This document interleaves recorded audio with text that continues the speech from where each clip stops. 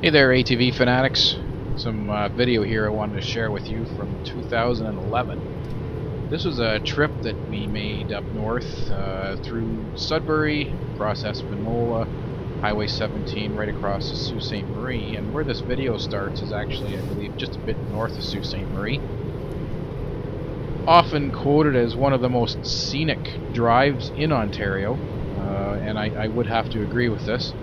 I'm not sure if this video really gets across the epic vistas that you see. It was also overcast on this particular day, but you know, you get the idea. We did see a moose on our trip just outside the highway. It's a fantastic journey, and included in this video is lots of shots of the trails in and around the Wawa area.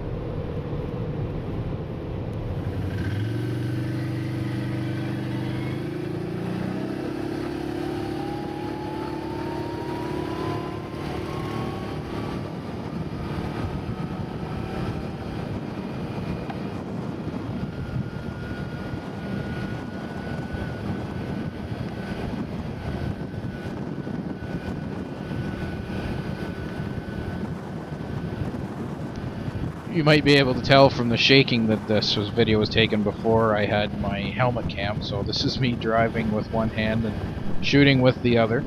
Nevertheless, some amazing scenery.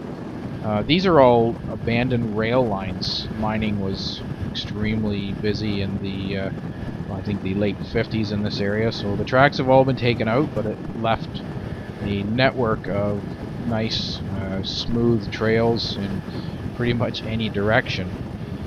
It's key in this area to have a guide with you. We were fortunate enough to have two guides from the Bristol Hotel with us, and without them I'm not sure that we would have discovered the side features of the trail, old abandoned mines. At one point we were in an old cemetery, all kinds of stuff like that. You might have come across it out on your own, but it's always an advantage to have a guide. I often take my daughter Paige with me. She's just about 12 now.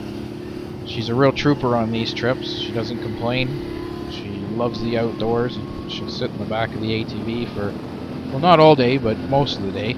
Usually there's a point at which she decides it's time for me to get on the back, and she takes over riding. She's a lot of fun, and she really enjoys it. So this is a little bit of backwards footage. My friend Mario Deschanel riding behind me there. It's actually Mario's family that owns the Bristol Motel, and they were really kind to us for the duration of this visit. So as promised, here we have my daughter Paige driving, and it gives me an opportunity to sit on the back and operate the camera with a little more ease than while I'm driving. So some of this area is quite flat, quite straight, which is in one sense could be called boring, but it's actually relaxing, and there's no shortage of scenery to the side of the trail. There's bears, there's deer, there's moose, just about everything. A few railroad crossings.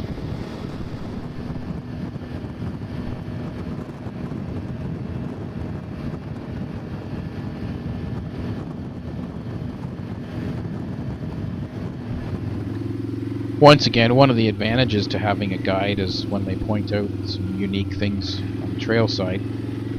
This particular location was some sort of an abandoned structure. I believe it was a bunkhouse of sorts. I guess there were numerous workers in all of these mines, and the equivalent of small towns would surround the mine heads and the mine shafts, and much of the concrete structures still exist.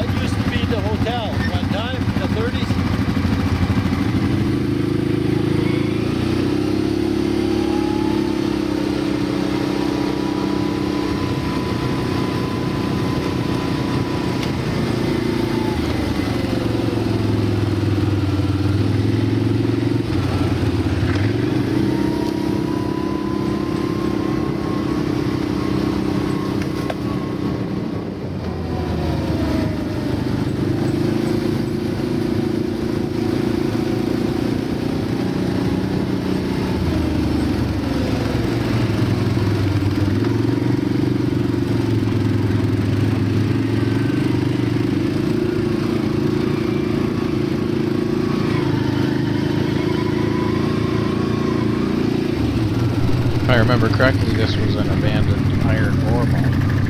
It's quite a sight to see. Very large, open mining operation. Obviously, from the color of the water, you can tell there's a lot of iron left in the rock.